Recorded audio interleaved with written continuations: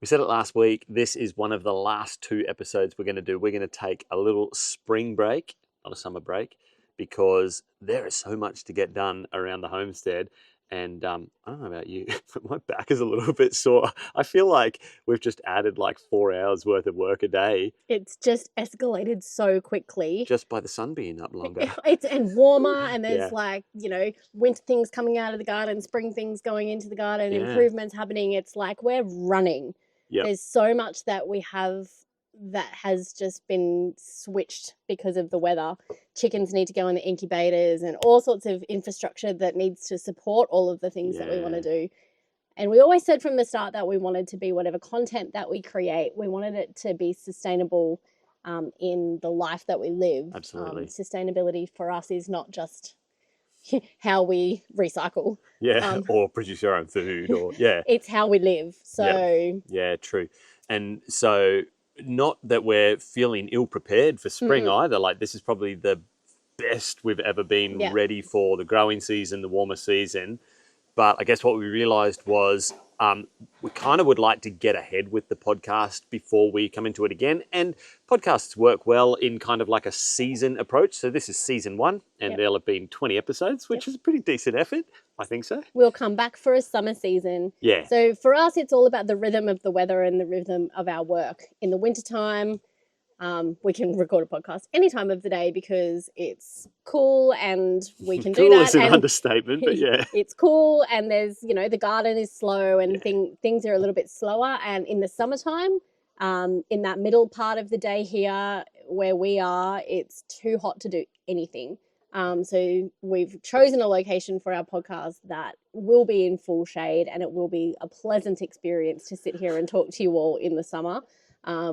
So we're going to do a summer season as well. So those shoulder seasons, if you're a gardener or anything like that, autumn and spring is always when it's busiest. So we're going to save those times for prepping and preserving. But I like that too because it means that our podcast is kind of an honest reflection of what the homesteading rhythm is actually like as well. And if nothing else, we wanted to be true and honest and so tell a true story. So speaking of telling a true story, we've put this out to you guys and so many of you have hit us up with questions and comments from last week, from the little short video that we did the week before that. Kirsty's got them all loaded up in front of her. It's actually been really hard kind of going through them all, going, this could end up being like a 3-hour conversation, but I'm glad we've allowed 2 episodes to do this because there were some really great comments and some really thoughtful questions as well. But don't stop sending us questions because there's one more episode to go as well. Yeah, so we can't answer every question, but I have grouped questions together in themes. So hopefully you'll get the answers that you're looking for. And if not, just keep commenting because every week or so I sit down with the podcast comments and reply to everybody all at once. Yeah, and to be honest, they've been our greatest source of inspiration for just the episodes as well. It's such a lovely thing to do. Well, I just love this community as well. And it's what we hoped when we, started this. Like, definitely we feel like we've got a message to share, but we also felt like that there was probably a community out there that needs spaces. And there are some of those spaces online already, but that we could maybe offer just a different way of engaging. So I think as well as events roll out, don't be surprised if you see a little short from this channel pop up if we've got something that we want to give a commentary on or give our thoughts on. I think that might be a cool thing that we can kind of keep the vibe going over the spring. But there is a lot happening in the world that I think requires thought. That's a good way to put intentional thought. And sometimes you just need to hear somebody's point of view that you just go, that articulates something for me, or I've been feeling like this, but somebody else has just said how I'm feeling. Oh, I'm not crazy. So, we really want this podcast to be that helpful, beneficial, not just us talking for the sake of talking, because that happens a lot around our house at the moment. I've just realised, and I know this because I edit the podcast. It's so my comfort word. Oh, no. We've all got comfort words. you pick either of the cameras to look at when you're directly engaging with our audience, which is just such a funny little thing. So if ever Kirsty looks like she's talking directly to you, but she's over here pointing that way, that's a my fault thing because we've got 3 cameras there and I've picked the wrong camera to... Really? I just watched it. Sorry, that's a little technical Which one thing. should I look at? Whatever you want. That one? It's my job to get that right. Or Noah's? Yeah, well, yeah. So Noah normally edits our podcast, but we've been a bit slack getting these episodes out on time. So, yep, life is full.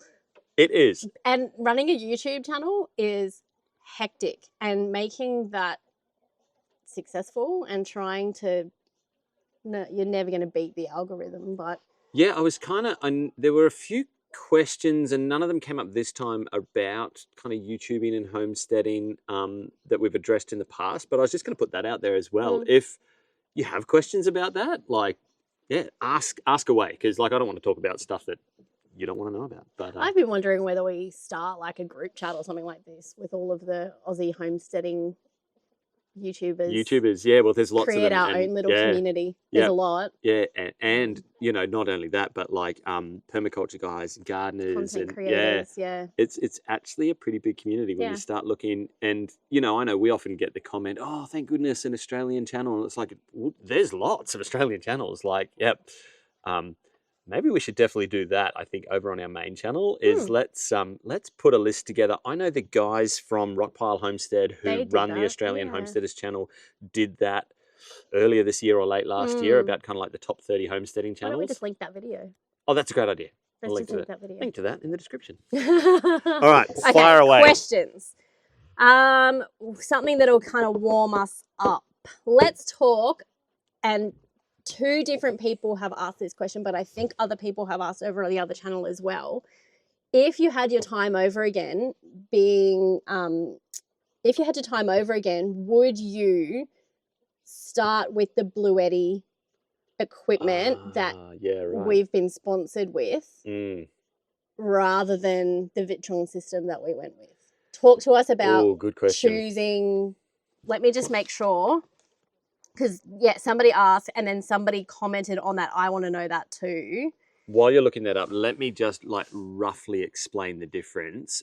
And in fact, we really didn't have a choice when we set out, because when we built out, so we are completely off-grid, 100% off-grid. Mm-hmm. If we lose power, we lose power and we don't get to call anyone. It's on us, which is why we have generators and backup systems and all of that. When we built our system, it was DIY or die. Like there was, you can get people to do it for you, sorry. But what I mean is, compared to some of the Bluetti gear that we've been reviewing lately, which is very plug and play, that wasn't an option when we got started. Yet. So those are definitely 2 different approaches. In fact, I'd say there's probably 3 different approaches actually. There's get someone else to put it all together for you. That's great because it comes with support. Completely DIY. Oh my goodness, what a learning curve. And I'm technical anyway, but even then, like I panicked the moment I hit checkout on, you know, whatever it was, $20,000 worth of equipment. And now there's this third option, which is very plug and play. And it's kind of reminiscent of like the kind of camping systems that came out when solar panels and camping batteries and that all started to become reasonably affordable. It's like that, but for real. So the questions were, now looking back, would you set up your off-grid power as you have, or would you maybe do a bank system with the new Bluetti setup? And then somebody else dovetailed on that. I'm also wondering this. I sort of recall Regan saying something along the lines of, maybe I would do things differently with what I know now in relation to Bluetti, but they can't seem to locate that comment. That was probably on when I got the big Bluetti unit. So to let you know what we've worked with so far, they sent us basically like a little camping unit, and that's pretty much what. Actually, I've got it down on our pump now. That's the one that's on the pump. I did have the big unit down on the pump, but it was a bit overkill. I've got the little unit down there, and it's perfect because we only pump for an hour a day, and so I really just need about 1,000 watts of power. So that unit's fine, and it's sitting there on some solar panels. It just keeps itself topped up to 100. Pump uses it up. Next day it does the same thing. Our tanks stay full. That unit's great for that kind of application, but that's like a a piecemeal application. That's definitely one way you could go about it. And I would also say one of the hardest things about setting up a homestead is where you position everything in terms of getting utilities to everything, because we've had to make some decisions based on, well, 50 meters is a pretty long run for power, and the cost of that cable was like $1,000 to get, 50 meters in that direction and then 50 meters in that direction. We wanted buildings in certain locations, though. But if you had standalone units, you wouldn't have to make some of those decisions like that. You could do your farm feed shed right up near the road to make it easier for trucks to deliver, for example, and you don't have to think about power because it's going to have a standalone unit. So I'd say that's one consideration is maybe think about kind of piecemealing it. Again, wasn't really an option for us. We were buying one set of gear and you couldn't really split it all up. The next thing Blue Eddy sent us was their big unit, and this is kind of their current promo, and they're putting these units out there like they could power a house, which they could, but you're going to have to work with an electrician if that's what you're doing. They are still plug and play. They're still like three-prong 240-volt plugs. To wire your house up to that would take a little bit of expertise. Sure. I know what I would do. I'm not going to give technical mains power advice on that. So yes, it would be possible. Now, what they've just sent me, and in fact, I just put out a short little video about it today, is another unit that they've made which allows you to take a full array of solar panels and input it into these units. Because what you have to understand is those two units that they gave me, the little one, little camping one, and now the decent sized one, which I would say is about the equivalent of a generator, really. Right. And as far as batteries go, we've got the Apex 300 and a B300K battery. That together is about equivalent to a quarter of the battery power that we already had purchased. Right. So definitely not enough battery storage to get us through the night, but in terms of a backup, it's awesome. So what you've been doing, if we've needed the generator because it's been cloudy for too long or whatever, you've been using that to dump power into the system. Yeah. I effectively... like a generator. Like we haven't run the generator in a couple of weeks. And there's been a few times we've been low on power, but to put that in perspective, I can run the generator for, probably about 6 hours of running the generator would fully top up our 4 main batteries on our main unit. That'd get us back to 100%. So if we had a run of, say, 2 cloudy days, two, really heavy overcast days, because you make power even on cloudy days, I would almost have to do that. With that big Blue Eddy unit, like I said, it's equivalent to a quarter of our batteries. The most I'm ever going to be able to do is add 25% back into the system, if that makes sense. Which, if it's been a little bit cloudy or a little bit of a heavier use, that's usually the margin that we're looking at anyway. Yeah, so it's great. So that's where it sits right now as kind of our generator. I mean, we've been fully sponsored with all of this as well. Yeah. So, like, if you're purchasing, you may not choose to use them like this, but because we've been given them and paid for with our sponsorship, we're like, how are we going to use this? We didn't build our system around them. Yeah, I can be a bit more flippant with how we use them, and I can try this and I can try that. I guess the question is, though, would you, if you had it available to you, would you go, like our off-grid system, would you go with Blue Eddy over Victron? Cool. So I'm getting to that point. Sorry, I'm taking a little bit of a round trip to get there, and I'm trying not to get too technical. I do just want to say about the sponsorship stuff, though, and I hope I've covered this enough, because I know sponsorship's going to come up again in another question. Sponsorship is a big part of being on YouTube. YouTube definitely does not pay enough. It doesn't pay the equivalent of a wage, even if you're a really big channel. And you can't count on it. Oh, hell no. Like, our worst month has been less than half the pay of our best month. And our worst month was last month. Yeah. So our goal with this entire channel was basically to replace my income, number one, and then long term to really build something that, goes even further than that, enables us to fund this homestead. But it's not doing that right now. So sponsorship... But it's not doing that. That's not just us. That's across the board. Even the biggest creators are saying their ad revenue's down. And so ad revenue actually is one of the smallest components of what you get paid when you're a creator. And somebody made the comment over on the other channel a while ago, it's a shame you put all those ads in, like I put the ads in. I'm like, You could pay for YouTube Premium. you could, but then I wonder if they're actually talking about our sponsorship segments, which they might be. And so I just want to be real clear about that. What I'll get paid for a sponsorship segment will be 2 or 3 times as much as what YouTube would pay me just for putting out that video. So, and even then, that's not going to be, if I got sponsored on every video, even that still wouldn't be a wage. So I'm just kind of, I'm not crying poor. I just want to make it really clear that it's part of the landscape, and it's why you will see almost every creator who does it as their living, as their wage, will do sponsorship stuff. Even like Diary of a CEO or some of those big podcasts that we listen to. Yeah, AG1 and they have ad reads. NordVPN. It's not like it's an uncommon thing. It is part of how you monetize what you're doing. And as much as we would love to just do this because we love it, and we do, there is a financial reality to what we're doing. And you in particular, like I have my job, my part-time job, you in particular would not be able to make the amount of content that you do or do the projects around here at the pace that we can do them if you had a full-time job. So that's the trade-off that we've made. Yeah.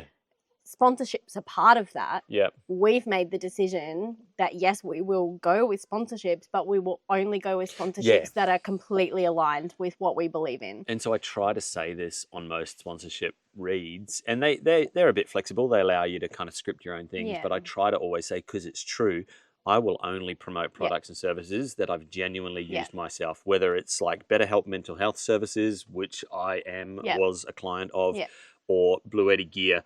And the reason that I say that and can say that truthfully is because when it came to the pump down there, we were trying to work out how we're going to do this, because all we had was a firefighting pump on the property, and that's costly petrol-wise, and it's petrol. And so we went into our local solar shop, and they showed me some of these Blue Eddy, like just when they started coming out, and he's like, you could actually look at something like this. And I was like, whoa, okay, that's going straight on the wish list. It went to the top of the wish list. And we started putting money away for it straight away. And then Blue Eddy contacted us. And I've actually had other companies similar to Blue Eddy reach out and ask us if we want to promote their gear, and I won't.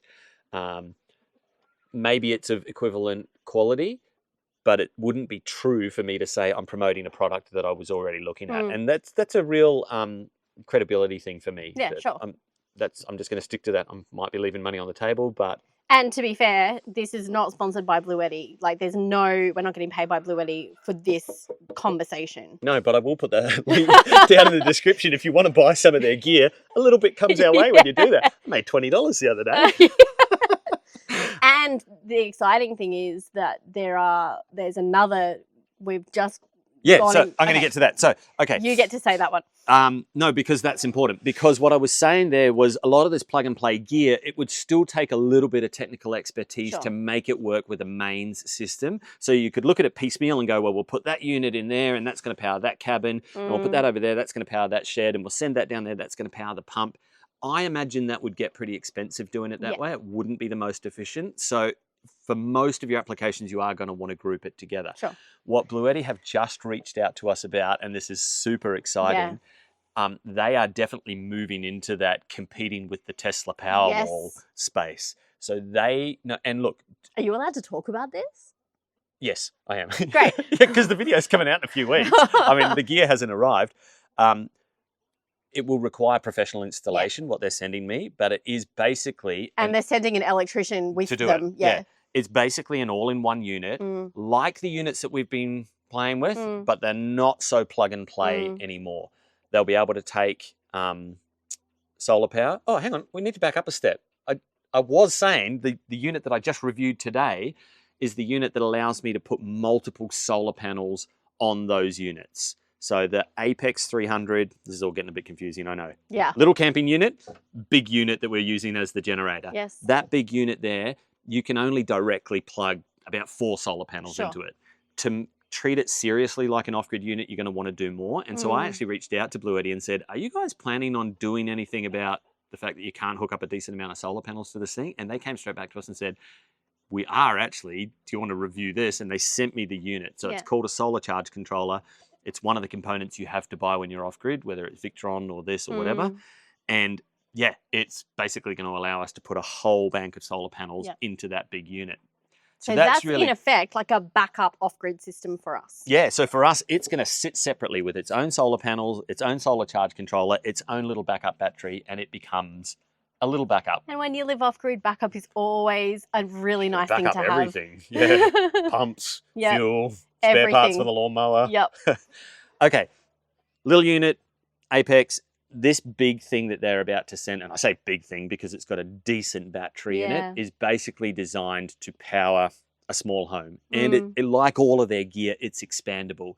So it is going to take an electrician to wire it in because it's not just plug and play, but that means it will wire directly. And we're thinking we're going to hook it up to the tiny home and it will basically power the tiny home. Now we've got two options for how then it's a battery, how then it gets topped up. It can take a full array of solar panels because it's got a built-in solar charge controller, no separate device. Or you can have it mains powered. So if you were on the grid, for example, you could use this. And I suggested this to a friend of mine who was looking at battery systems for their house because batteries are about to get rebated. So you need to look into this to see what will get rebated. But you could put one of these units on your house. You can set a timer on it, and that's part of what they've designed it for, to say only take power from the grid when the tariffs are the lowest they are. Yeah, right. So it's like time shifting your tariffs. You'll bring in all your power, fill your battery right up when you're paying the least for it. Then come evening time, it's got another timer that switches use from mains power to it. So now when you're showering and using pumps and using hot water and everything's running in the evening, when they know they can sting you for a higher tariff, you're not paying that because you've time shifted your tariff into this battery. Because it can function like that, we can actually do the same thing here. Yeah, right. Because I can treat our main solar power system like mains power. Right? So that's still not really answering the question. The question is, would I go fully Bluetti? Yes. If I didn't already have our Victron set up, I would go one of these units. This unit they're about to send us, I don't know the value of it. It might be... people will be able to look it up. We're going to do a whole video about all of it. But from my little bit of research that I've been able to do, it will be around 70 or 80% the cost of if you were to buy all of the individual components, batteries, solar charge controller, inverter, all of the gear that you've got to monitor it. Of the system that we bought. Yes. And because it's expandable, basically the one thing that you're going to add to it is solar panels. You buy them yourself. Yeah. We got ours off Marketplace. Half of them were free. Yeah. So solar panels you just do yourself, and that is kind of plug and play if you know what you're doing. And then what you spec the battery up to. So they're basically sending it to me with the standard specifications, but you would just go, do you know what? Our usage is going to be this, and there's calculators online. You can figure that out. We're going to need 1, 2, 3. But you would be paying that anyway, is what I'm saying, in standalone battery units. Yeah. Okay, so long way around. We were needing 2 more batteries. Oh, yeah, that's right. That's the answer to woohoo. That's the other reason I've said yes to this deal, is because I don't really need another system kind of as a subsystem of our system, which is what we're doing. But I really do need 2 new batteries. We needed 2 more batteries. We underspec'd our system by about 30%. And so we knew this year we were going to probably have to fork out about $4,000 for new batteries. They'd come down in price a little bit, but it just kept getting bumped to the bottom of the pile because there's other financial priorities. But when you start calculating your fuel usage because you're using the generator because you had a partially cloudy day.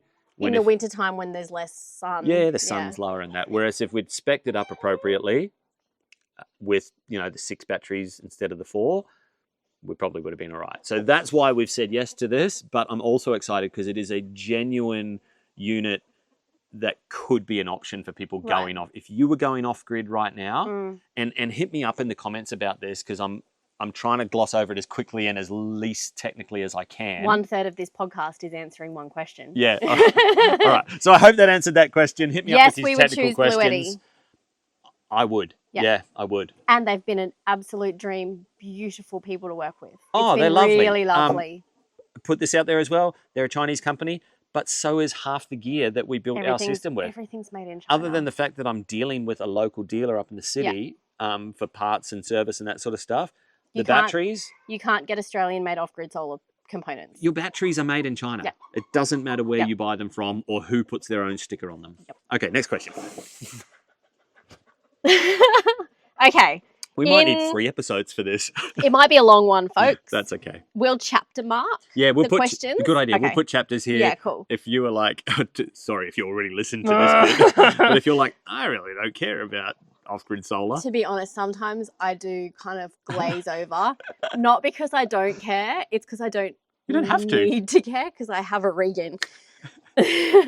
He glosses over when I start talking about exciting things to do with like recipes and canning and preserving and stuff like that. Anywho, let's stick with that off-grid question. One of our regular commenters, lovely, wanted to talk about going off-grid. You can go off-grid in your power and your water and like have gas and things like that. But what about telecommunications? Let me have a look at the comment. For your next podcast, I have a question.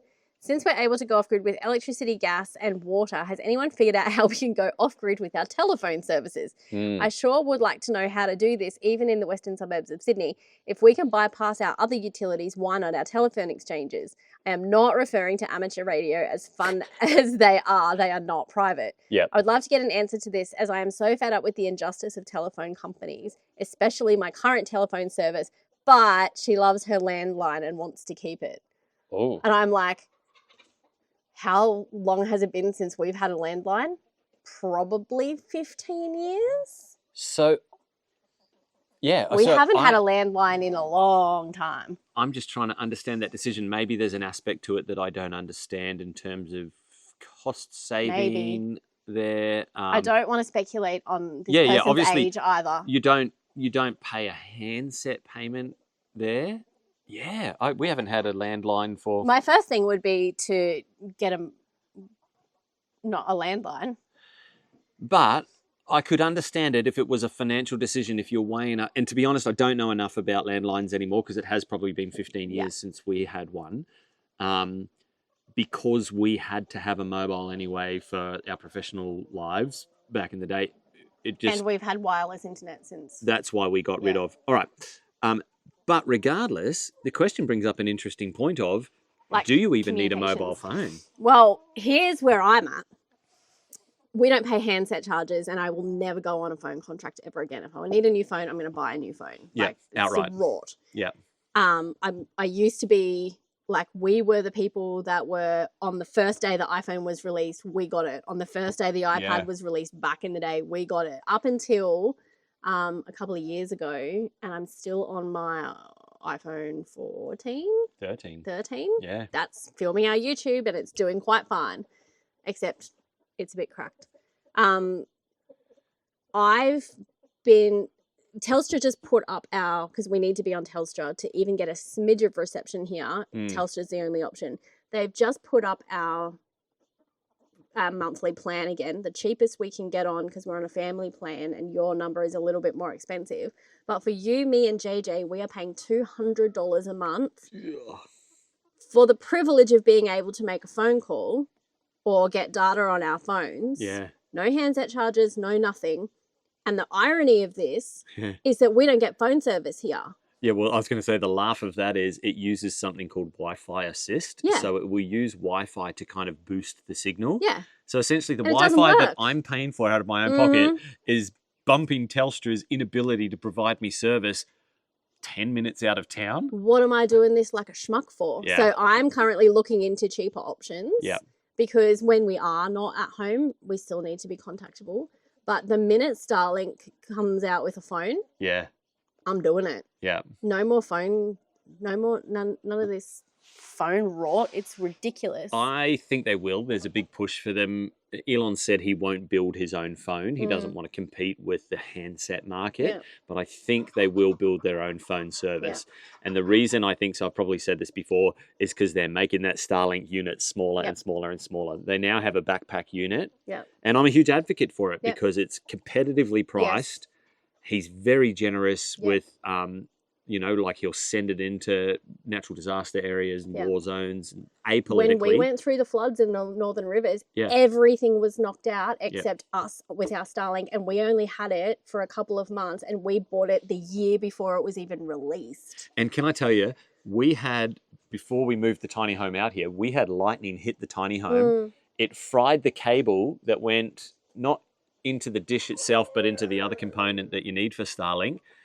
And when I rang them and explained what happened, they were like, "Oh, you're on like one of the old style dishes. No, we'll just send you a whole new kit." And I said to the guy, "Oh, no, you don't understand. I think I'm saying that it got hit by lightning. It's not your fault." And he goes, No, we want to make sure we look after you.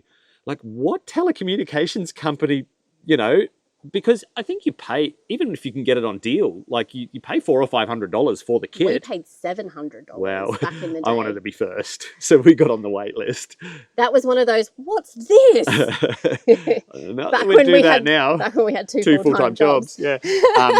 So I think they will bring out one, and that just makes sense because the connection is not here to some mobile phone tower that's maybe 10 Ks in that direction. It's everywhere. It's probably over Sydney, but it's a satellite right there. And other than a couple of trees there that block us, it is so reliable. So for us, where we live now, we wouldn't need a phone plan. If we never left the farm, we would be able to do everything through the internet. Yeah, that would be my only consideration. When we're in town, well, obviously I'm not on my Starlink. If I'm at home, I'm making Wi-Fi calls. In fact, I've given up making phone calls now. My family know if you want to call me on Messenger or WhatsApp FaceTime or audio. Use a different service that's internet enabled only. Yeah. So I just want to point that out to sort of say, consider internet options. If you use a landline, and you have internet, I would be looking into what internet options are available to you because you might be getting double dipped there. Totally. But in terms of, what do you do when you go out? I mean, we could just go back to how it was 25 years ago. And when you go out, you go out. How do I look things up? People have to wait for you to get home to be able to get in touch with you. That's a novel idea. In terms of the radio side of things, don't overlook that either. We have UHF radios on site. For a reason. Because I can literally be a 5-minute drive away if I'm down the other corner of the property. Although, irony again, there is Telstra service right in that back corner of the property. Not that there's a road or power or water, so it wasn't an option. It's 5G too, so it doesn't work. We used to use UHF radios at the last business we managed, and it was really important that they were secured and private because we didn't want people like just jumping on and making prank calls and stuff. So we had a mob come out and help us set the whole thing up. We had base stations, handsets, and all that sort of stuff. They do come with built-in security codes. Yep. Look, they're not unhackable, but they are definitely... Don't share your deepest, darkest secrets on them. Yeah. But in an emergency situation, and the comms are all down... I don't know what that's... Well, yeah, that's a good point as well. Like, who cares? If there's been like a national disaster and you just want to know that you can contact your family member 200 kilometres in that direction... Ham radio might actually be, people can listen in, but at least you can, so I'm not sure if we answered that question fully, but I think internet-enabled communication is probably the answer to ditching the telcos. That's our experience. I can't wait to see you later, Telstra. Oh, no, because Boost Mobile is what I'm looking at. It's like $30 a month. But again, it's like a prepaid thing. I don't really care about their service or their customer service. All I care about is, are they the cheapest and can I make a call when I'm in the city, when I'm going to have coverage anyway? $200 a month for 3 mobile phone plans. That's ridiculous. And not even a plan, and just the use. What's the Boost family plan going to charge? No, it's like $30 a month for each of us. So for half. 90, more than half. Yeah. Crazy. All right, let's keep going. Let's stay in that vein. There's been a lot of questions about budgeting. Oh, well, this is a new question. How do we pay for it all? Costs, revenue streams, budget blowout.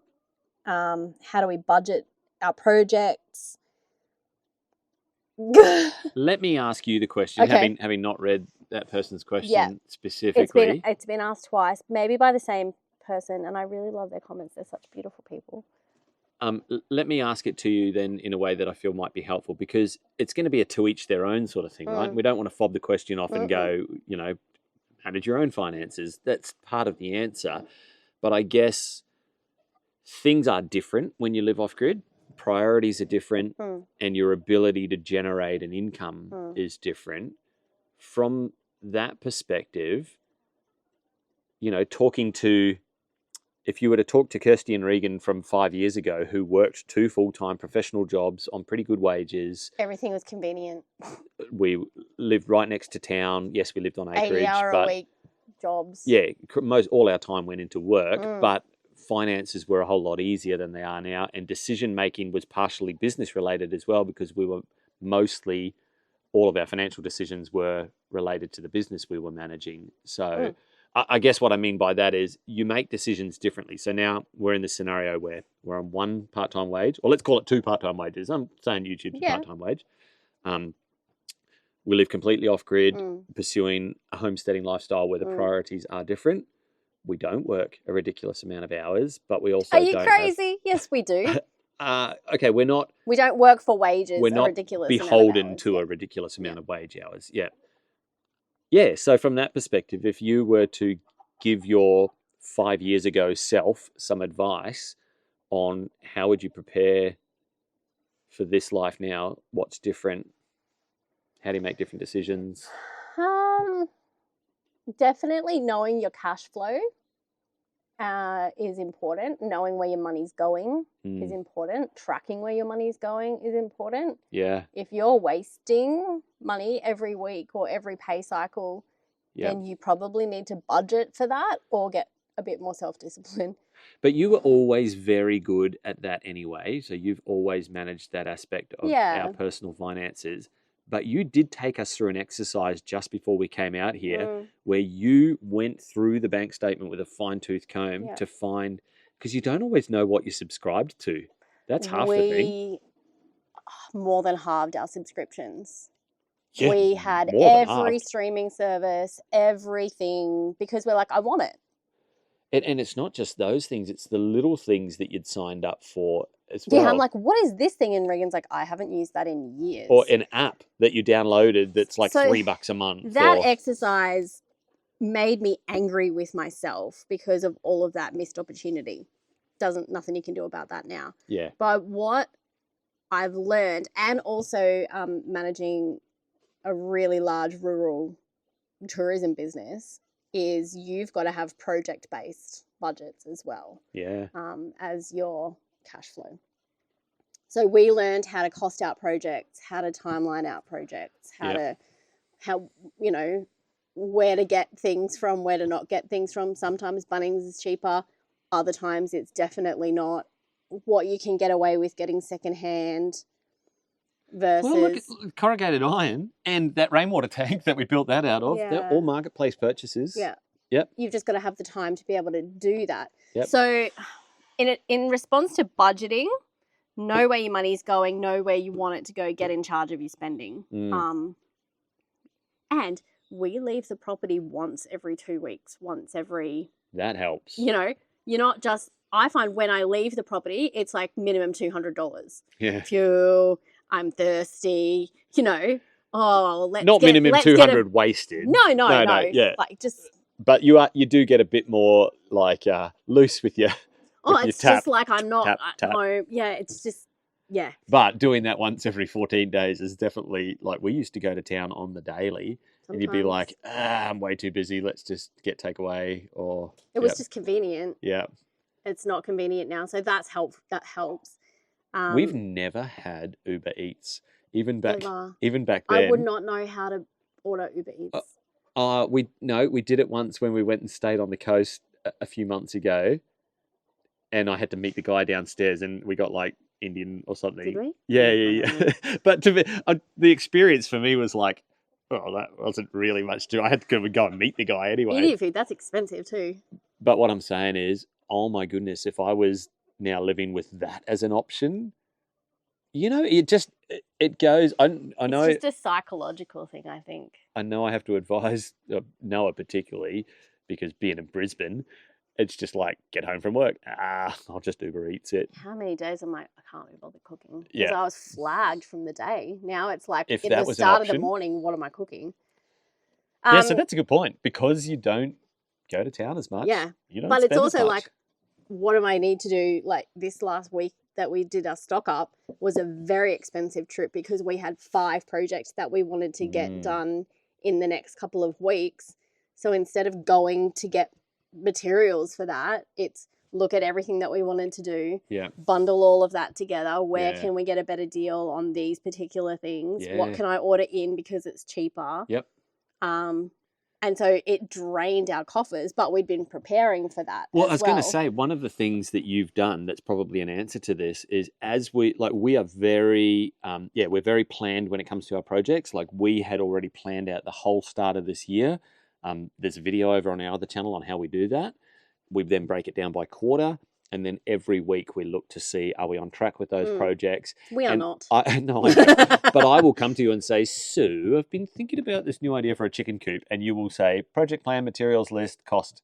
And I have to write it all down for you, because what you do is you've developed buckets for the various aspects of our life. So I know there's a maintenance bucket that, if I've got to top up on supplies from whatever, Bunnings or whatever, I know there's an animal feed bucket. But I also know there's a projects bucket. And so when it came to, hey, we've finally got our car back on the road, we could probably make some headway with some of these projects now. You were like, well, great, because those coffers had been topped up. Yeah. And we stole from some other buckets too, but that's okay. I know.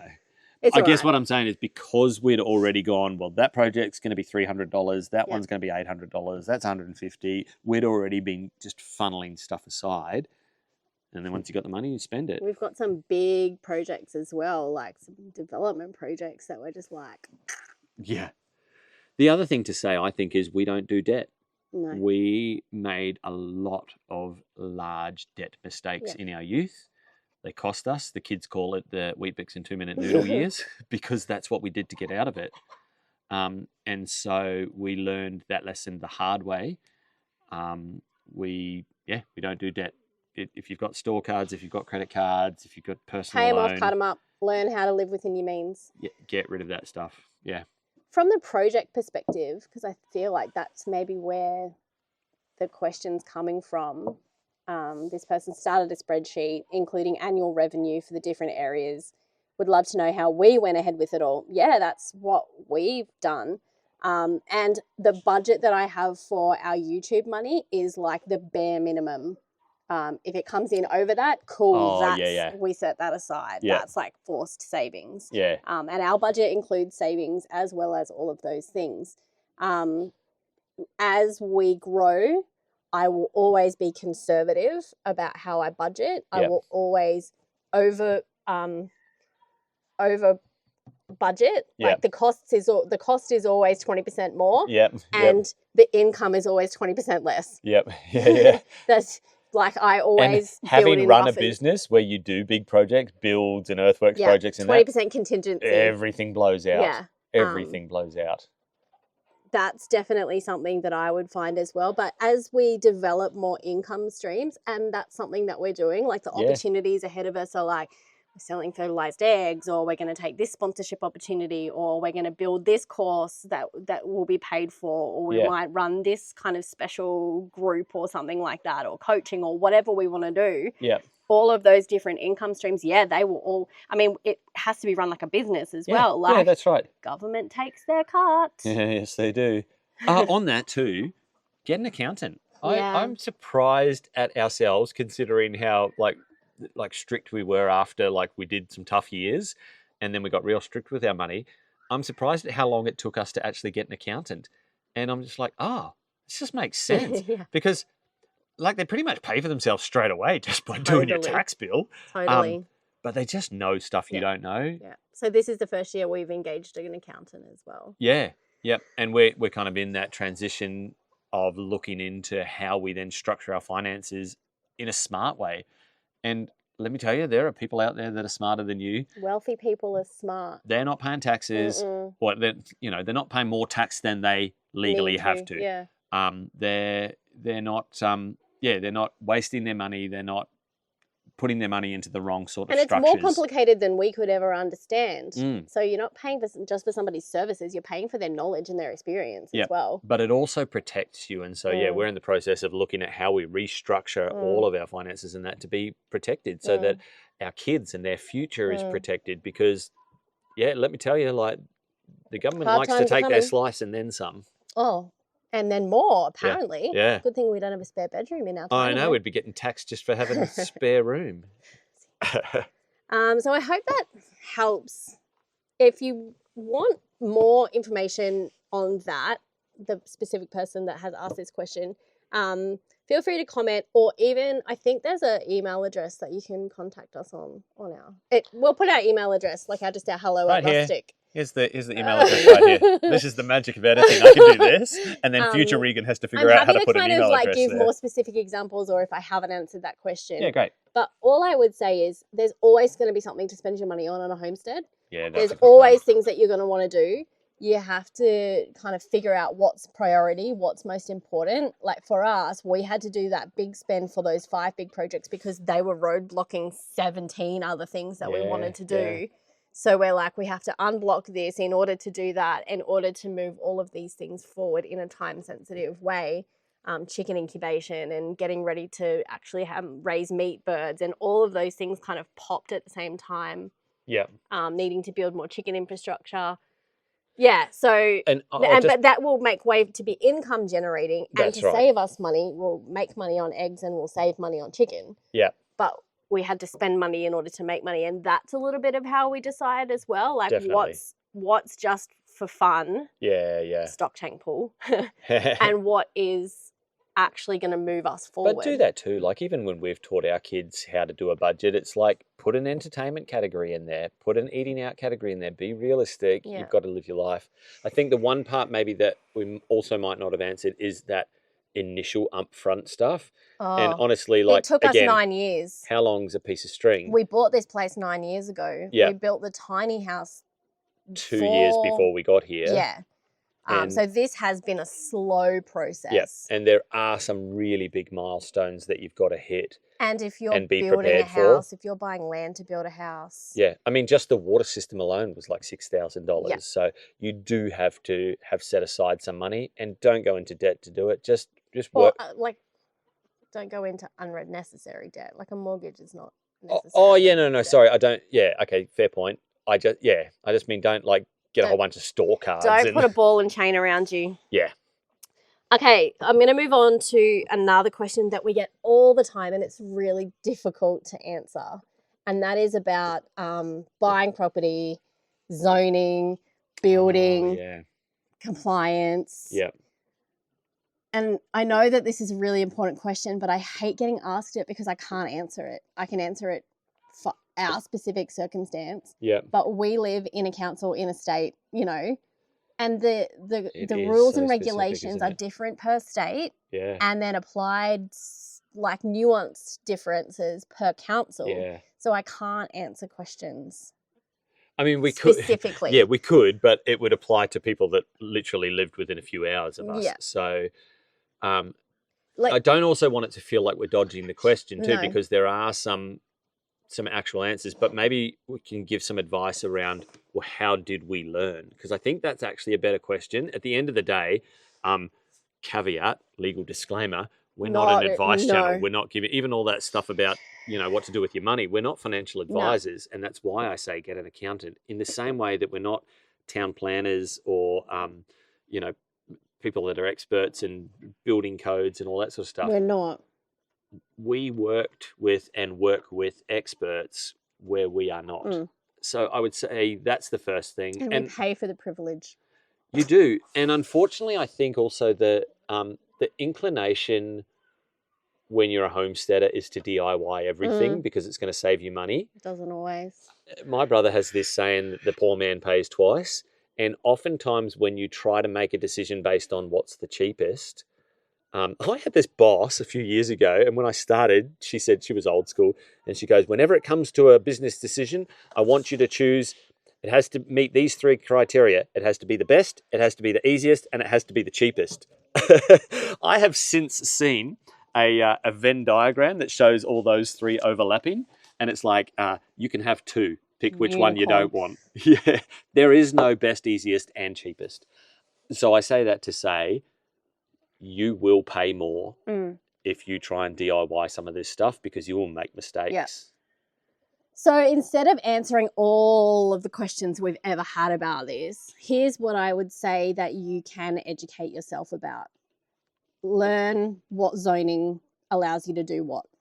We are RU one zone land. Yep. Which means we can build on it. Yep. And we can have livestock and everything on it. There's clearing laws that you need to have. Yeah. There's for every animal that you have, you need to have specific compliance. Oh, and it's different things. Some things are council. Yeah. Some things are, I forget what it's called in Queensland. You know, in New South Wales, it's DPI. I think in Queensland, it's DNR. I had to figure it out with the pigs. And some things overlap. Yeah. It's crazy. You need to educate yourself about all of those things. Or pay for somebody to give you the advice, but it's not hard to figure out. Well, I was going to say to that, and you know I'm a big proponent on AI and ChatGPT and all that sort of stuff, and I know we've got a question about that coming up. I put that stuff to work for me. Yes. It's not that I'm just a sellout to that stuff. It's a tool, and I use it. And so when we set up this property originally 10 years ago, that didn't exist. We did have to do the hard yards on researching, and you read so much. But if you're not naturally inclined that way, that can be a steep mountain, in fact, an impossible one to climb. Now you've got this tool that basically you can say, I want you to act like a financial planner for me. Can you tell me about all of the ways that I could, and then just list out what your goals are? Or you can say, I want you to act like you are a personal town planning consultant that I have paid to tell me everything about my XYZ council in XYZ state for the project that I'm doing, which includes these items here. It's not a guarantee, but it is a great starting point. It's very helpful. It's a good point to kick off from. My favourite thing with that, can you explain it to me like I'm a child? Yep. Because all of the big words and legalese becomes, oh, okay, I understand that, and then I can take it to my specialists or whatever.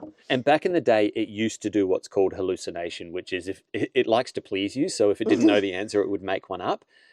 That's less and less these days, but I have learned to get around that by when I get to the end of my conversation, I actually go back and make it check itself. And I say, I want you to reread our entire previous conversation, validate every piece of information that you've given me by providing me links to actual documentation that I can read for myself, spit it out as though it's what do you call that at the end of an essay? Your references. Like your bibliography. Yeah, like your bibliography. And it gives me dum. Then you have to go and check yourself. Yeah, but I've had that starting point. I know now what I'm looking for, and I can check that the AI or whatever hasn't led me down the garden path. Yeah. In terms of, there was another question here about buying rural land with versus without building zoning. I'm not sure about that. If we had our time over again, I would have bought land with a house on it. That would have made things easier. Because building is a nightmare. Yeah. And building with multiple occupancies, which is what we're doing. It's not called multiple occupancy. That's a hippie commune. That's a hippie commune. We're doing primary and secondary. Primary and secondary dwelling. That's what we're doing. Yeah. It actually isn't that much more of a nightmare, but building from scratch in general, it takes time. It's very expensive. The reports that you have to get for every single little thing are hugely expensive and time consuming. Yeah. Yeah, if you can buy a property that's got an existing house on it, I would say go for that. Renovate it. Don't plan to demolish the whole house. Just keep the shell. Keep the roof line and the outside, not that we're the street giving view advice. side looking the same. Not that we're giving advice. Again, not an advisor. No. But yeah. The challenge is, especially in Australia, you have to ask permission to do everything. Yeah. You have to ask permission to move a certain amount of soil. You have to ask permission to... Yeah. And that's on land that we own. Isn't it stupid? Yeah. You don't actually, but you own to a certain depth and you also own to a certain height of airspace above you. That. No. And even then, if you want to cut down a tree, got to ask permission. Yeah, if you want to move more than one truckload of soil, got to ask permission, which is just ridiculous because it doesn't even matter how much. I could own a tiny little block and I could move 9 cubic meters of soil, or I could have 150 acres and I could move 9 cubic meters of soil. So, learn about land zoning, learn about clearing laws. Yeah. Which change all the time as well. They do change all the time. Our council has something called a technical advisor. Yeah. I think most councils might have it. And you can just talk to them and ask them questions. Doesn't cost anything. Yep. That's super helpful. Any other land buying advice that we would have? Well, there's the technical side of land buying advice, like, making sure that you buy land that you're allowed to build on, or better yet, has a house on already. But then there's also probably the landscape and ecosystem side of things. Like, it's going to depend on your needs, but there's just some general things. Buy land that's got water on it. I would say that too. A creek. A huge dam is good. A creek is better.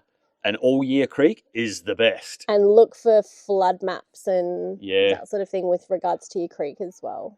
We've just learned that through experience. We don't have a creek here, but the last place that we lived on did. But regardless, if you go through a drought, and we've been through two, you are going to want a bore. Yep. So meet the neighbours before you buy the land, or join the Facebook groups before you buy the land. There'll be a Facebook group for every town and locality that you're looking at. Join the group and ask the question, who's got a bore? How deep did you have to go? And is the water drinkable? That's about it. Oh, and you need a permit for that. You're going to pay $100, $150 a metre. Yep. So bear that in mind. There's thousands of dollars difference between a 100-metre bore and a 200-metre bore. Yep. And you might get down 200 metres and the water's still full of salt. So, anything else about the legality side of things there? Honestly, like you said, it really is so difficult because somebody might be watching this in like 2 years' time and everything's completely changed. We educated ourselves about zoning. What does that mean? About every single little thing that we've had to go along the way. And even then, it still changed along the way. Did. If you can. Pay for advice where you can. Or go to your local council. Start there. Definitely.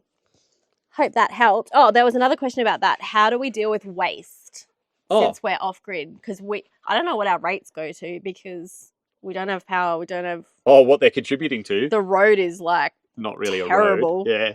And we have to take our own rubbish to the dump. So that's, just in terms of rubbish. I have to pay for the privilege to own my own property as well. We divide our rubbish up. Yeah. So obviously we have food and organic waste that goes to either the chickens, the pigs, or the gardens. Sometimes we just rotate that based on what we feel like. Yep.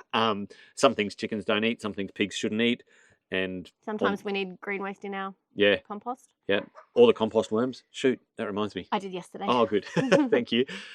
So there's systems you can create for that. So you really shouldn't be taking any green waste or organic waste, which also means your bin shouldn't be stinky. Yeah, ours doesn't. Because as long as you rinse your meat packets, your bin shouldn't stink. We recycle because we do take our rubbish to the tip and they take recycling. Anything flammable goes into a little basket near the fireplace. And because of that, it's not all just going in one bin. We can separate things out. Like metal gets recycled there. It's actually probably better, if I'm honest. So we have, the way we worked this out is we have 4 of those black 60-litre plastic bins, like you can buy from Bunnings or Mitre 10 or wherever. And we've got 1 240-litre wheelie bin, which we had to buy ourselves because we don't have a bin service. Wait till they're half price at Bunnings. Yeah, we got them half price. The little bins sit out the front on the deck, and I know that the wheelie bin can take basically 4 or 5 of those. 4 generally, because if I'm adding stuff from the shed and that as well. And how often do we go to the tip? Once a month-ish. Maybe once. Yeah, really, being able to put all your organic waste into your systems and then use your other stuff as fire starter.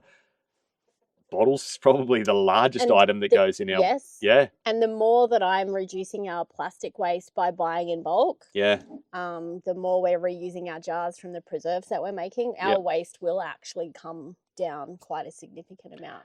I think the question also asks, do we bury it? I don't know what the... I don't know what the law is. Midgie flew right in my eye. I don't know what's legal. the question also asked about burying it. I don't know what the legalities are there. You may be able to apply for a permit to do that if you have a large enough block of land. You surely would have to. I would be concerned about rainfall events, like making it all rise to the surface and add to the neighbour's property. And burning waste like that is probably never a good idea. We sometimes burn all of our, in the wintertime, if there's a fire always going, we'll just burn our cardboard. And yeah, that's what I'm saying. We use that sort of stuff to start the fire, but yeah, I'm not burning the gross stuff. Honestly, the tip is 10 minutes away and I don't have to go there all that often. So we're pretty, we're not remote, but we're pretty far out. So yeah, every town has a tip. Yeah. Hope that helps. Cool. All right, let's talk AI. Okay. So there have been a lot of comments about AI. That's what I get for doing 2 podcast episodes about it. So I'll frame the AI question the way this person asked, which is, how does AI fit with our beliefs in connection to homesteading? Ooh. Now, I'll caveat that with this particular point of view from this person is that they don't know if they want to keep listening to us because we talk about AI too much and they're trying to live their lives without really going too much in, they're wanting to stand against it. I get that. And I get that.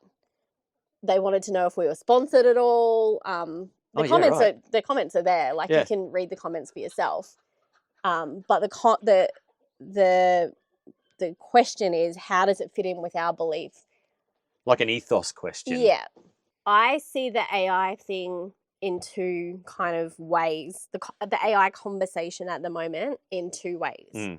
One is, how are we going to use AI in our everyday lives? Yep. We've been pretty upfront about using it as a tool. Yeah. The same way that we would use Google as a tool. Yep. That I use Photoshop as a tool, that we use technology in our everyday lives. That's one side of it.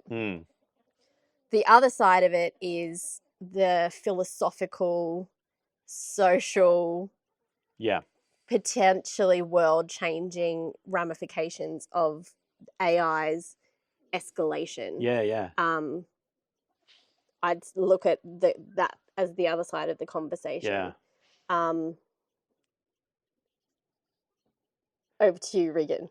Okay. I'll interject. No. It's a good question. Because I know what I think. It might not be the same as what you think. I feel like to the person that asked the question, I sort of want to make an apology. Like if I haven't been clear enough on that, if they thought that we were sponsored by AI somehow, and I'll just spell that out like really clearly. On YouTube, when you make a sponsored video,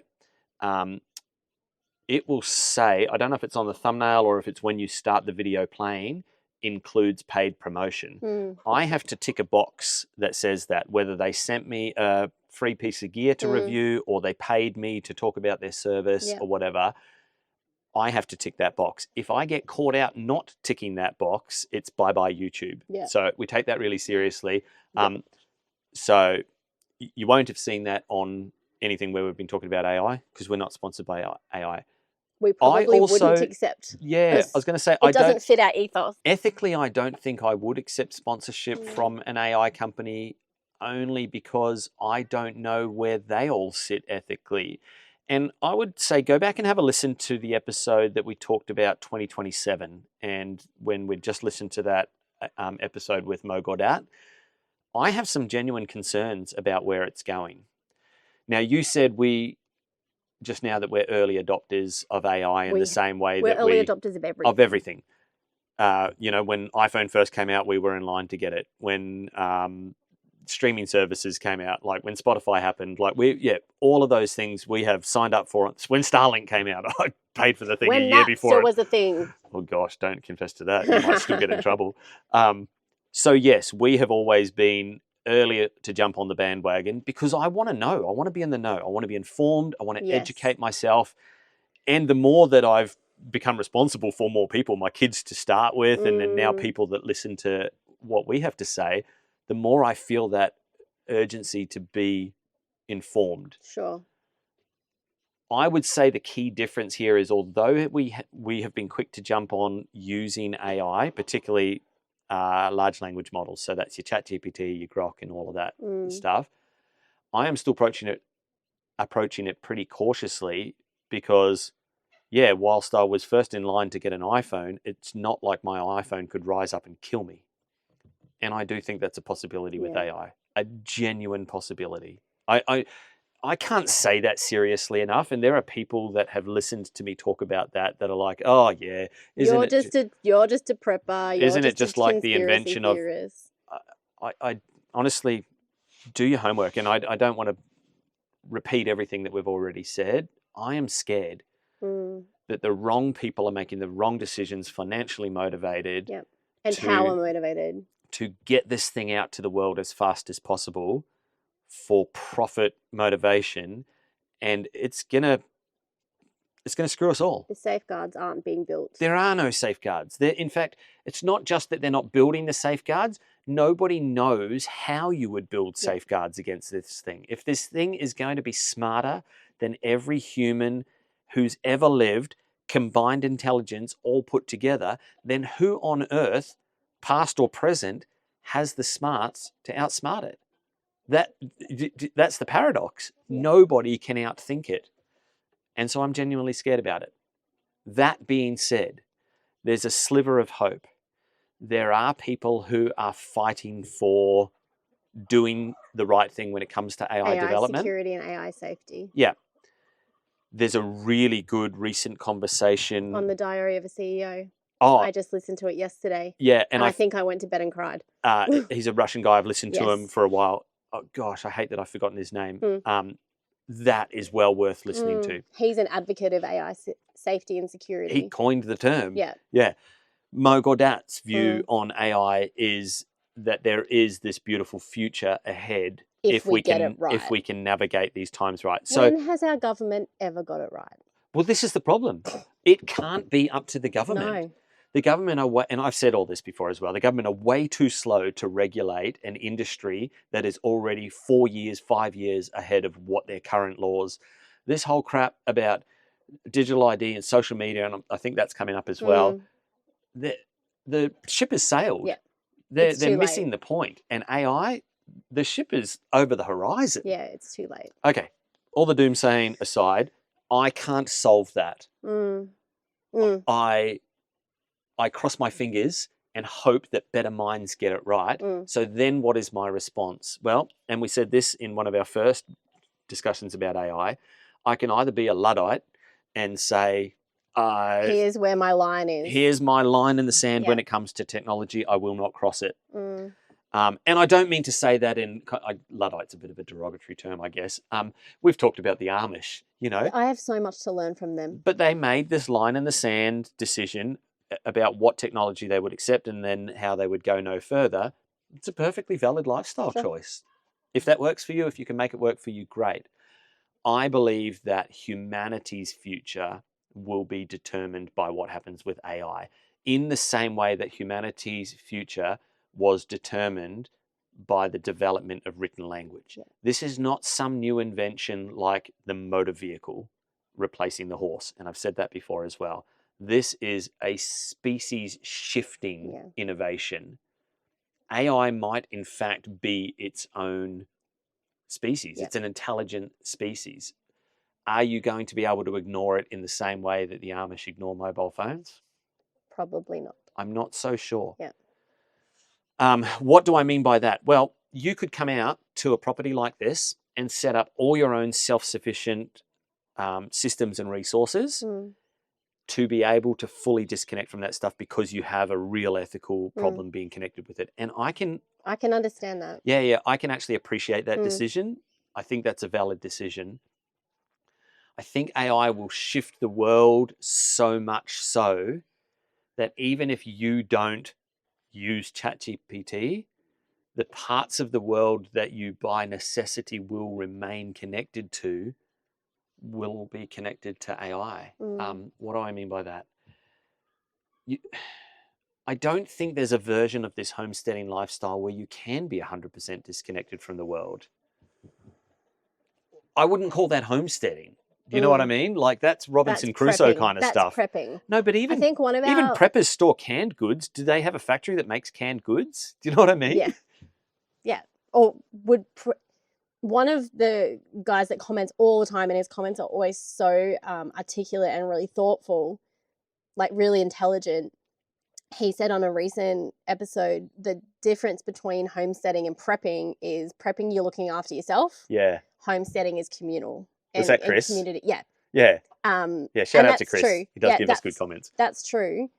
That's true. Yeah. But I would say, yeah, prepping is that disconnection completely. Yeah. As opposed to homesteading, which is community driven. How much you want to be, like, that's the thing. The more that you are disconnected from the way that society works, the more you go, oh, it's actually my choice what I do and what I don't do. Yeah. But the way that the world works these days is that you don't believe you do have a choice anymore. Yeah. Like, it's not that it's a conscious thing. It's that you're just like, oh, well, this is happening. Yeah. No, you have a choice.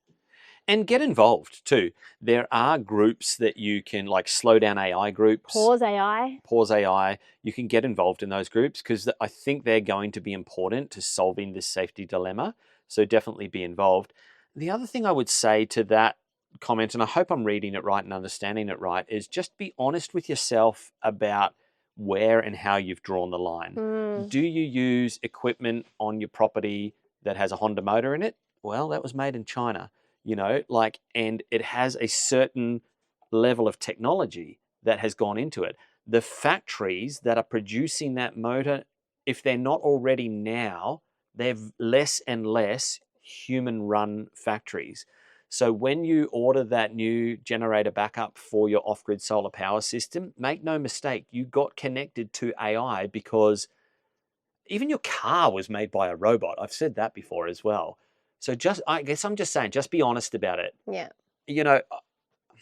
I've always had a hard time understanding the boycott mentality when it comes from, and I'm not saying that this person is this, but when that boycott mentality is, well, I won't cross that line, but I'll do these things over here. And it's like, sure. Aren't they all the same line? So I would say rather than we don't want anything to do with that, I'd say educate yourself. Definitely. What is it? What are some of the bravest and most honest voices, like Ilya Sutskever, like Mo Gaudat, like Brett Weinstein, and I'll link to him down below, the AI safety guy, are saying online. I'll find it. It's right here. Roman Yapolsky. Oh, Roman Yapolsky. I just listened to it yesterday. Educate yourself. They're hard listens because they can get very technical. Diary of a CEO is awesome because Stephen, the host, he's interested in it at the moment. But he always makes sure that his audience understand what's being said. Yes. So he doesn't ever let things get too technical. Brett Weinstein's a little too technical for me. He's very technical.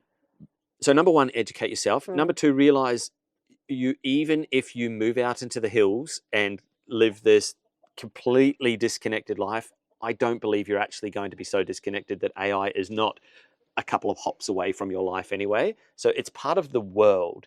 And I would question, maybe we don't want to go there. I would just question your motives for being fully disconnected from the world. We have motives for disconnecting from some aspects of the world that we disagree with, and it's part of why we live this lifestyle. So I'm not saying it's wrong thinking.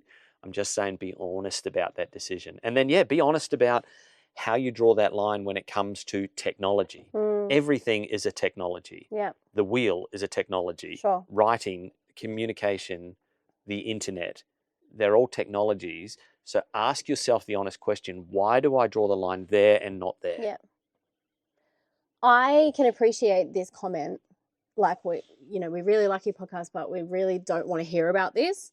I can understand that, and that's your prerogative. My perspective is we will always commentate on it because it factors into what's happening in the world. Yeah, yep. And so we will talk about it because it is from a homesteading perspective. And I try to always bring everything back to here is what we think about this. That's from our perspective as homesteaders. So our perspective on AI as homesteaders is the same as like any technology from a usage perspective. Like I probably use it like 5%. Do I want to know how to use it better? Probs not. Like, honestly, I've had this conversation with myself all the time when I'm in my garden. I'm like, how far do I want to go in my own energy in understanding how to make this AI agent do this thing for me? That's headspace that I'd rather not use. I'll counter that thinking just a little bit for you. And I said this in a previous conversation. You use a robot vacuum cleaner, so you're fine with that. Before that, you used a normal vacuum cleaner. Would you ever make the decision to just use a broom and a dustpan and brush? Often. No, that's practical because sometimes it's just easier. But what I'm saying is, would you make an ethical decision to say, I won't use a vacuum cleaner because I won't cross that technological line? I'm making an absurd kind of analogy. I don't think I'm making it as an ethical decision. I'm thinking I'm making it as a, can I be bothered? No. I'm answering that question. To go into this far. I want to answer that question for you, because if you make that decision from an ethical point of view and you say, I'm only going to use a broom, I would say, tell me your reasons for why you wouldn't spend the half an hour if you had never seen or used a vacuum cleaner before. Tell me the reason why you won't make that leap. Now, that's an absurd statement because you'd go, I would never do that. And I don't know that I know anybody that refuses to use a vacuum cleaner because of a technological, ethical decision. So to say, I don't know that I want to use it to its fullest extent because I can't be bothered giving my mind completely over to having to learn this new technology.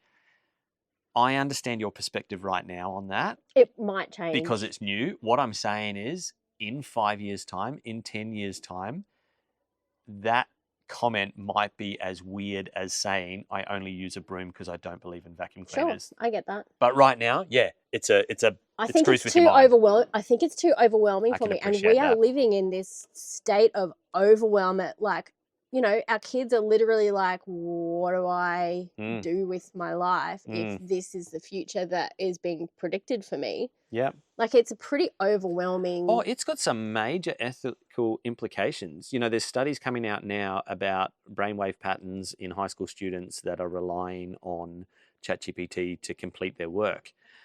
And on the one hand, I do go, oh my gosh, this is happening again. We're losing something. Look at what social media has done to that generation. Look at what... But do you remember the teacher saying to you, don't get used to using a calculator. It's not like you'll carry one around in your pocket. It's kind of the same thing. The implications it might be the same thing, I think is the right thing to say. I guess where I'm coming from here is I don't know how far I want to go in my usage of AI. I don't know that yet because we don't know how – I just don't know. I'm never going to say never. Yep. I just said I'd never move here, and here we are.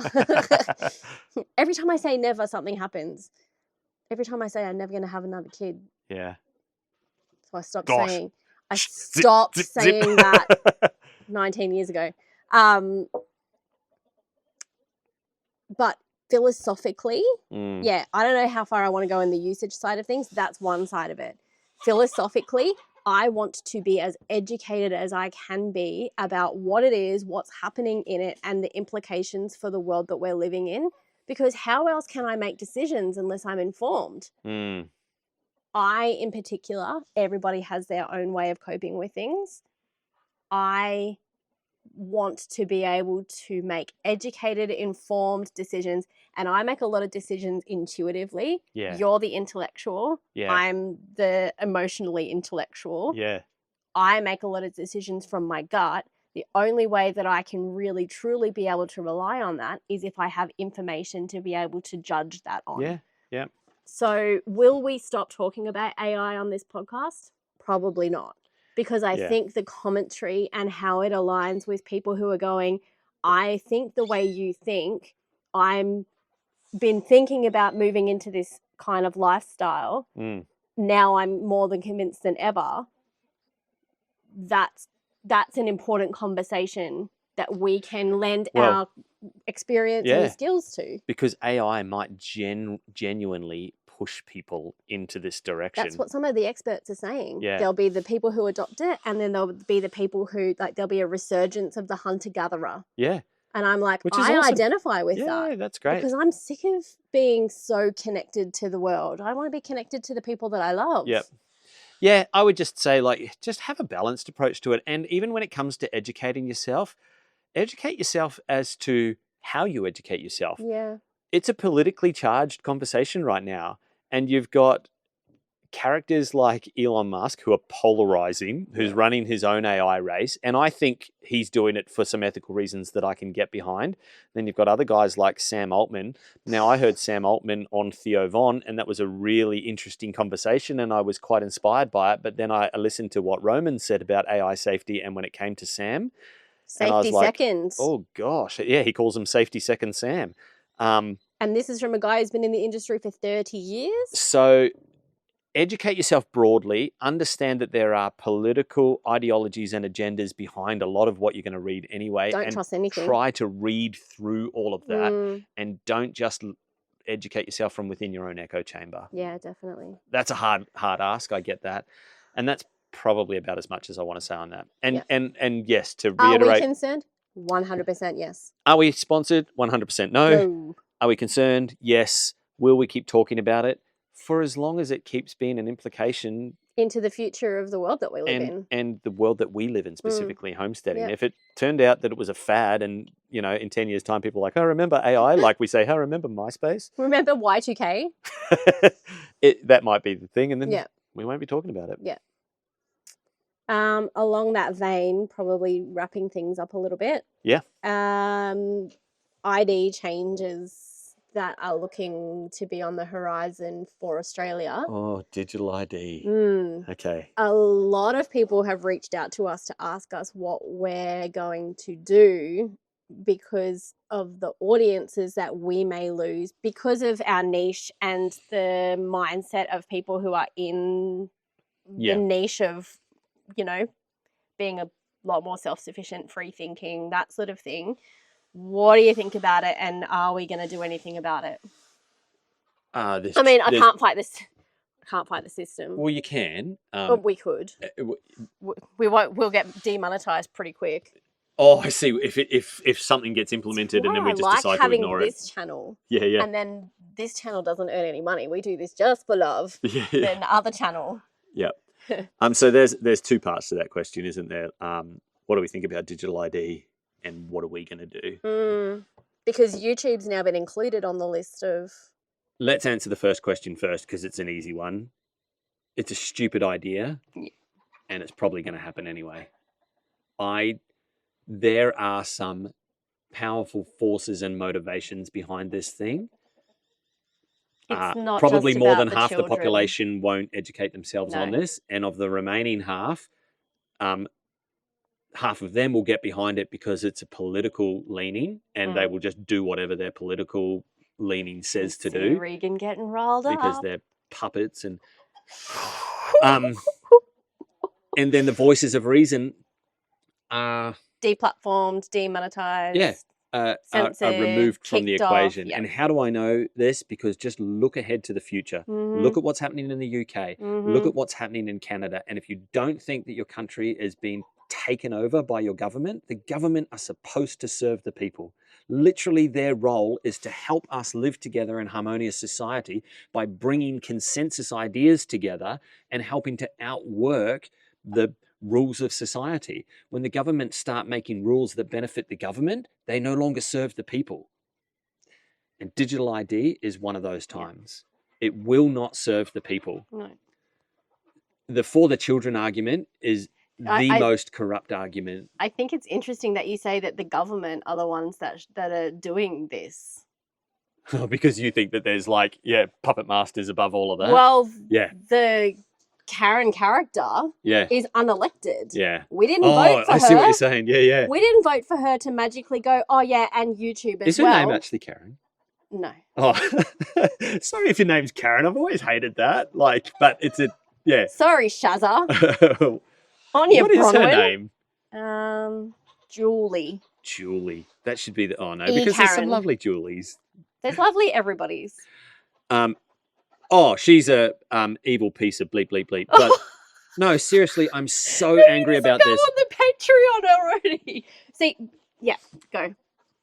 It's because it's a lie. Yeah. They're saying it's for child safety. The only way to make children safe is to figure out what age bracket you're in, under 16 or over 16, and you have to identify everybody in order to make that work.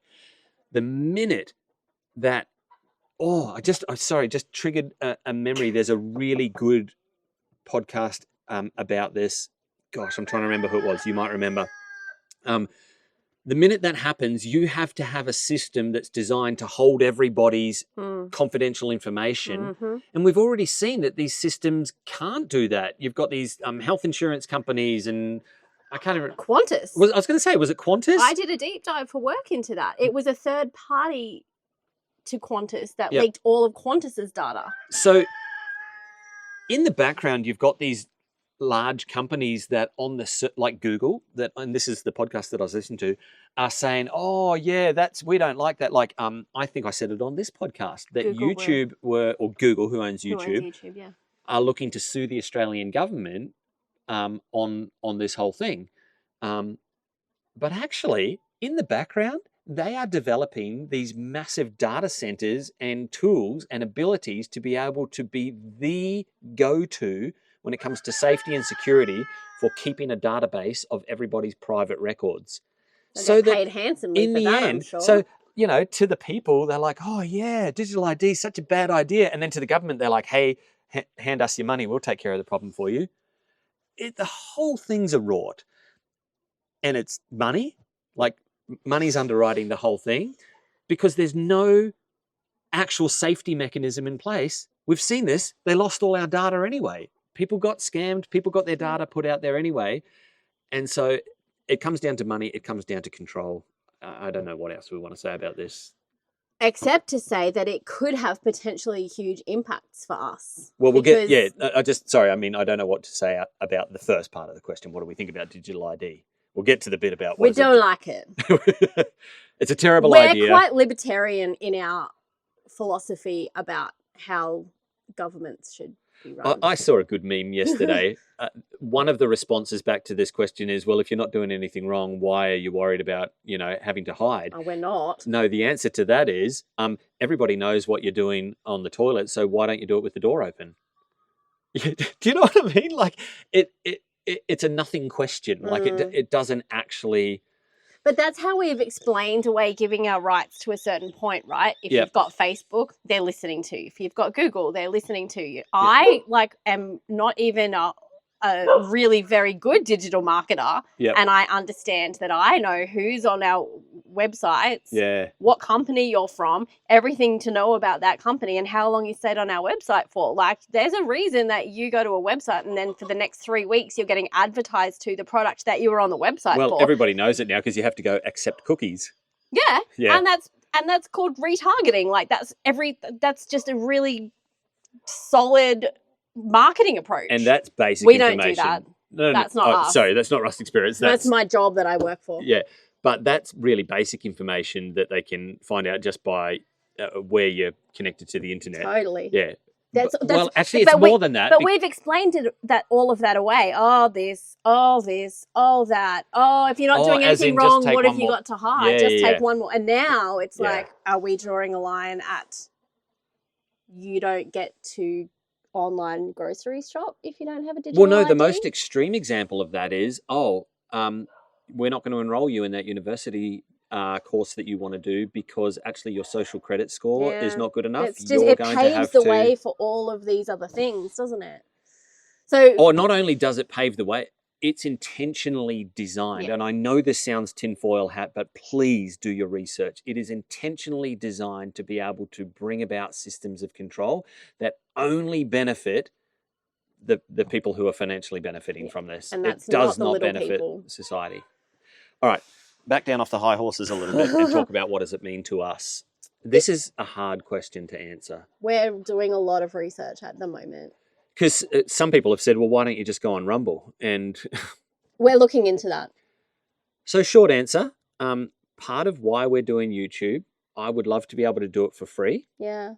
But is because in the end, it will pay for us to be able to do more of this, to put out more homesteading content, podcast, the main channel, courses, and all that. So this is my job. Yeah. Right now, the ad revenue that we get, we talked about this earlier, is the main way that we derive an income. For now. We will branch out to be able to takes some of the control where I'm not as dependent on Google, YouTube. Yeah. But that could be years away Yeah. for us. So there's a big financial question on the table for us, and I'm not saying this makes it an easy decision. It actually makes it harder, because I never want to do things because that's where the money is. Yeah. But if we just went to Rumble right now, that would hurt us financially, and we would have to figure out how to start all over again. We would. And would I then have the same amount of time and resources available to continue putting out this sort of content? Okay, so then the other side of that is, well, maybe we set it up in such a way that our members are able to financially contribute to what we're doing. And we've done that. Yeah, so we started a Patreon page, and we're looking into other ways of building that community where people can get behind us financially. There's about 100 people there now. And I really like it. Oh, it's amazing. I've loved it. And honest truth moment, it is also part of our budget now. Totally. Like we count on it, and it has helped us to be able to be, so on the one hand, Patreon funds us a little bit. And then on the other hand, we're able to say no to certain sponsorship deals because the money just doesn't factor into it. But the money's a reality. But what I'm saying is I want that to continue to be the reality. Yeah. I don't want to just stay on YouTube and force everyone to get a digital ID. They won't. We're not that important. Well, let me be honest about what I think is going to happen for us and on this channel and on our other channel. I think there's probably a core following on our main channel of a few thousand people, which is nothing to sneeze at. Like there's a whole lot more, if subscribers is not a real thing. We've got like 28,000 subscribers over there. People who regularly watch our videos. I don't think that means that 28,000 people regularly. No, because the algorithm just keeps feeding it to them. They don't need to subscribe. So on the one hand, will we stay on YouTube? Yeah, probably, because there's this whole other part external to our core audience who will just watch it for entertainment value anyway. And if that means that we could publish what we were genuinely going to publish anyway, and we might do it on Rumble, or we might set up our own space, like our own community hub, to be able to publish our videos on, we might go down that track, and we're investigating that right now. But will I also put it on YouTube? Do you need a digital ID to publish to YouTube? Oh, will I need a digital ID? Yeah, that's a good question. And do I want one? Everything I do is Facebook, TikTok, Instagram, YouTube, oh, well, LinkedIn. That might just make the decision for us. What I was going to say was, would I put it out there anyway? Because, I might be able to earn a little bit of an income from it, even if I never have to engage with it. What that would mean is, sorry if you engage with us in the comment section on YouTube, but if it goes that way and we find ourselves over here in this other little community hub that we build. I'm not going to make this is what we're doing. These are the conversations that we're having right now. I don't know why it hadn't occurred to me that I would need a digital ID. It just happens for me. You would have seen the light bulb moment. Yeah, I was thinking about everybody that watches the videos, because I'm like, well, all the sheeple and lemmings will sign up for a digital ID. You're so judgy. But honestly, if I make a video about like how to harvest a carrot or whatever, and someone with a digital ID wants to watch it, I'll take your view, because that's AdSense dollars that's going to help us fund what we're doing. And over here, where we're actually engaging with our real community, who are like, stuff that, we're not signing up for that. You're our real people. Yeah, but now I've just had that dilemma realization that maybe I'm going to have to be one of the sheeple as well. Watch it happen in real time, folks. Will I have a fake digital ID? Oh gosh! Oh, it's a border closure mandate conversation all over again, and we were quite unscathed by that. They are looking at making VPNs illegal because they're looking at it here too. It's AI. They're using AI to troll the content of what you're how you're interacting, and if it's anything related to Australia, then they're going to require that as well. Like, or if it shows like I'm going down to Bunnings, but you're using a VPN, it looks like you're in Australia. Wow. Honestly, I don't see how this goes. I don't have the answers to that. Will I sign up for a digital ID? I doubt it. But what will we do as far as like our business goes? We'll keep having the conversation. We'll figure that out. And I guess the short answer to that is we are in the process of working that out right now. Like we are investigating how we can set up our own platform where we control the videos, where we control the content, where you don't have to say who you are if you don't want to. You can engage with us to whatever extent you want to. But what we will probably have to do to be able to make that work is create some sort of a membership option. I don't love that. Like I do love that we can put our stuff out there for free and that it's advertisers that fund what we're doing. But, you know, a few years ago I looked into this. Do you know if everybody just paid, this was when I had Facebook and used Facebook. You have Facebook, you just don't use Facebook, except for Marketplace. Yeah, Marketplace is good. Damn, we're going to lose that too. Oh, gosh. Nah, they'll bring back the trading post. Gumtree. If everybody on Facebook just paid $12 a year, there would be no advertising on Facebook. That's the society that you live in. And Facebook advertising is expensive. But it didn't start with the internet. It started with probably commercial radio and then into commercial TV. And the internet just adopted that model so that, oh, you're the user, you get it for free. But we'll just take advertising dollars. And what's that? How does that quote go? If you're using a service for free, you are the product. You are. If you're using Facebook and you're not paying for it, it's not a service that you're using for free. You're the product that Facebook sells to their advertisers. And that is why you can't talk about natural medicine on any TV in America, because the advertising dollars come from... Yeah, big pharma. Bing, bing, bing, bing. Yeah. That wasn't a real answer to that question because it's uncharted territory. But I wanted to bring it up maybe to litmus test our community to see what they think about, like, just to gauge. Yeah. Like, here's where it's at in Australia, nothing we can do about that. Here's our position and our context and our conversation.